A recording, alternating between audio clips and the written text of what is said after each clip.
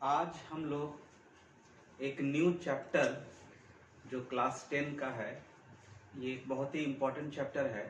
Chapter का नाम है लाइट, रिफ्लेक्शन एंड रिफ्रैक्शन। इसको आज हम लोग शुरू कर रहे हैं। ये इस चैप्टर का हम लोग रिफ्लेक्शन ऑफ लाइट होता क्या है, एक बार क्विक रिवीजन कर लेते हैं। What is the meaning of reflection of light. चलिए सबसे पहले हम बात करते हैं कि रिफ्लेक्शन है क्या। तो इसको समझने के लिए हम एक डायग्राम देखेंगे, इससे हम लोग समझेंगे रिफ्लेक्शन। तो हम लोग रिफ्लेक्शन ऑफ लाइट जो है इसको समझते हैं। तो इसको समझने के लिए आप देख रहे हैं यहाँ फिगर बना हुआ है, इसमें देख रहे हैं ये हमारा एम डैश, ये क्या है, एक मिरर है, प्लेन मिरर।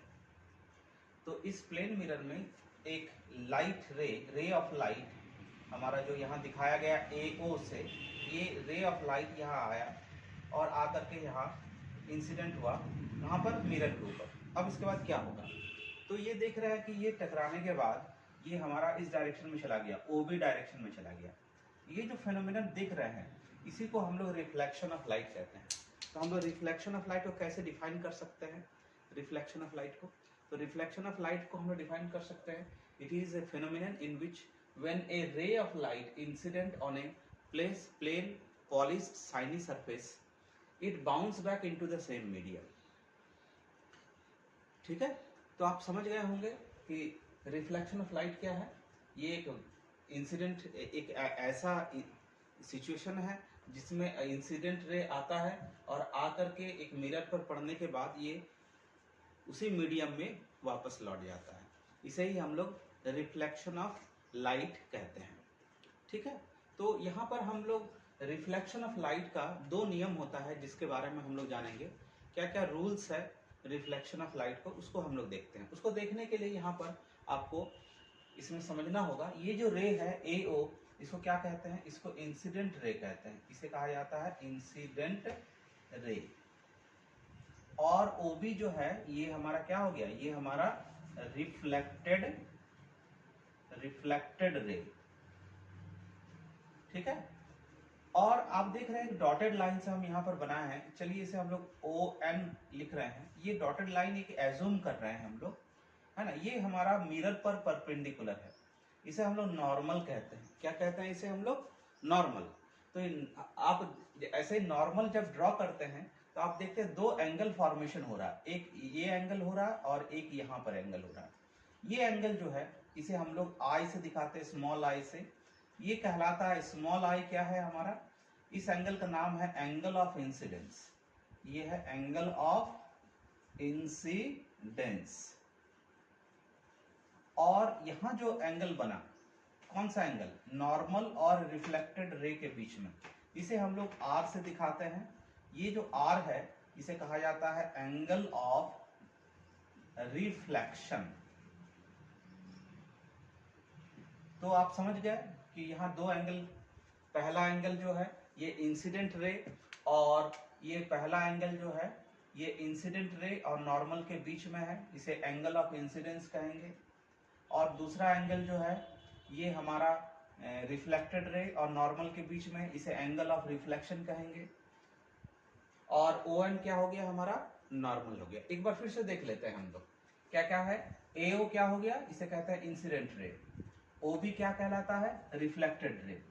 आपका जो एंगल है एक AO और ON के बीच में, इसे एंगल ऑफ इंसिडेंस। और एक हमारा जो है नॉर्मल और OB के बीच में जो एंगल बना, इसे एंगल ऑफ रिफ्लेक्शन कहते हैं। अब इसके रूल्स के बारे में बात करते हैं। There are two laws of reflection. Reflection का दो लॉ है। क्या क्या लॉ है आपका, तो पहला लॉ कहता है, चलिए बात करते हैं लॉज ऑफ रिफ्लेक्शन की। लॉज ऑफ रिफ्लेक्शन की बात अगर जब करते हैं तो पहला रूल है कि एंगल I और एंगल R बराबर होता है। इसका मतलब क्या हुआ, इसका मतलब यही हुआ कि एंगल ऑफ इंसिडेंस और एंगल ऑफ रिफ्लेक्शन जो है दोनों इक्वल होता है हमेशा, वॉट एवर में बी द सिचुएशन। सरफेस कैसा भी हो, शाइनी पॉलिश सरफेस अगर हमारा फ्लैट न भी हो, तब भी रिफ्लेक्शन जहां होगा वहां एंगल ऑफ इंसिडेंस और एंगल ऑफ रिफ्लेक्शन दोनों बराबर होगा। ठीक है, दूसरा जो है, दूसरा लॉ क्या कहता है, सेकंड लॉ, दूसरा लॉ कहता है ये जो इंसिडेंट रे, ये रिफ्लेक्टेड रे और नॉर्मल, ये नॉर्मल हमने कहाँ ड्रॉ किया, ये हमने पॉइंट ओ पर ड्रॉ किया। इस पॉइंट को कहते हैं पॉइंट ऑफ इंसिडेंस। क्या कहलाता है ये, आप देख रहे हैं, इसे हम लिख रहे हैं पॉइंट ऑफ इंसिडेंस। तो इस प्रकार आप देख रहे हैं कि ये जो रे है AO, ये इंसिडेंट रे, रिफ्लेक्टेड रे और ये नॉर्मल, कहां पर, at the point of incidence, सभी जो है एक ही प्लेन में रहेंगे, all lie in the same plane. तो इस प्रकार हम इसको लिख सकते हैं कि angle of incidence, angle of reflection and the normal at the point of incidence all lie in the same plane. तो ये हमारा 2 लॉज है रिफ्लेक्शन का। ठीक है, हम लोग रिफ्लेक्शन ऑफ लाइट उसके बारे में पढ़े। आगे बढ़ते हैं इस चैप्टर में। तो इस चैप्टर में अब अगला बात है, अगला जो कंसेप्ट है हमें समझना है इमेजेस के बारे में, जिसे हिंदी में हम लोग प्रतिबिंब कहते हैं। ठीक है, तो ये जो इमेज है, ये इमेज कितने तरह के होते हैं, what are the types of image. अगर हम टाइप्स की बात करते हैं तो ये 2 टाइप्स होता है, एक होता है रियल इमेज और एक होता है वर्चुअल इमेज। रियल इमेज क्या है, इसको हम लोग समझते हैं।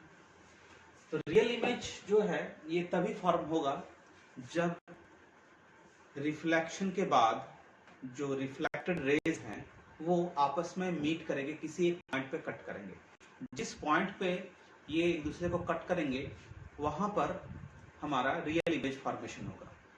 ठीक है, तो आप देख रहे हैं यहाँ पर, अब बोर्ड में भी लिखा हुआ है कि if the light rays coming from a point actually meet after reflection then the image formed is called a real image। लेकिन वही हम वर्चुअल इमेज की बात करते हैं।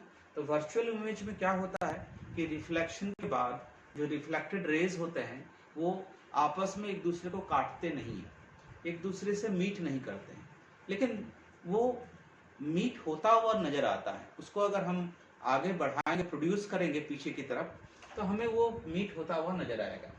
तो इस प्रकार हम देख रहे हैं वर्चुअल इमेज का क्या डेफिनेशन हो सकता है, क्या बात हो सकती है इसके बारे में। If the light rays coming from a point after reflection does not meet actually but appears to meet at another point, then the image formed is called a virtual image। अब ये कैसा फॉर्मेशन होता है हम बात करते हैं। तो रियल इमेज जो है हमेशा इन्वर्टेड होगा। ठीक है, रियल इमेज हमेशा इन्वर्टेड, इन्वर्टेड मतलब उल्टा। जैसे आप देख रहे हैं ये पेन है, ये पेन अभी ये स्टैंडिंग पोजीशन में है। अब इसको ये अगर हमारा ऑब्जेक्ट है तो इसका इमेज क्या होगा, इसका उल्टा इन्वर्टेड होगा, इस तरह से। तो रियल इमेज जो है हमेशा इन्वर्टेड इमेज होता है। ठीक है, और इसकी क्या खूबी होती है, इसकी एक खूबी और भी है कि इसे हम लोग किसी स्क्रीन में, यानी स्क्रीन मतलब जैसे ये बोर्ड हो गया, व्हाइट वॉल हो गया, या एक पेपर में हम इसे प्रोड्यूस कर सकते हैं, इसका इमेज हम देख सकते हैं। लेकिन अगर हम वर्चुअल इमेज की बात करते हैं तो वर्चुअल इमेज जो है इसे हम लोग स्क्रीन पे प्रोड्यूस कर सकते हैं, यानी इसका इमेज जो है किसी स्क्रीन में लाया जा सकता है। ये हमें देखने को मिलेगा, मिरर में आप देख सकते हैं, लेकिन इसे स्क्रीन में प्रोड्यूस किया जा सकता है। और ये जो वर्चुअल इमेज होता है ये डायरेक्ट होता है, इट मींस जैसा ऑब्जेक्ट वैसा ही इमेज होगा। तो इस प्रकार से आप देख रहे हैं बेसिक डिफरेंस जो है दो तरह के इमेजेस के बारे में। एक बार फिर से हम रिव्यू कर दे रहे हैं क्या है। तो रियल और वर्चुअल 2 तरह के इमेज होते हैं। रियल इमेज में क्या होता है, रिफ्लेक्टेड रे आपस में एक दूसरे को काटते हैं और जहां काटते हैं वहीं पर बनता है। और ये इमेज जो है ये हमेशा इन्वर्टेड होगा, उल्टा होगा, और इसे स्क्रीन में भी प्रोड्यूस किया जा सकता है। लेकिन अगर हम वर्चुअल इमेज की बात करते हैं तो वर्चुअल इमेज ये हमेशा क्या होता है, ये कब बनेगा, ये रेज आपस में मिलेंगे नहीं, लेकिन वो मिलता हुआ नजर आएंगे। कौन सा रे, रिफ्लेक्टेड रेज।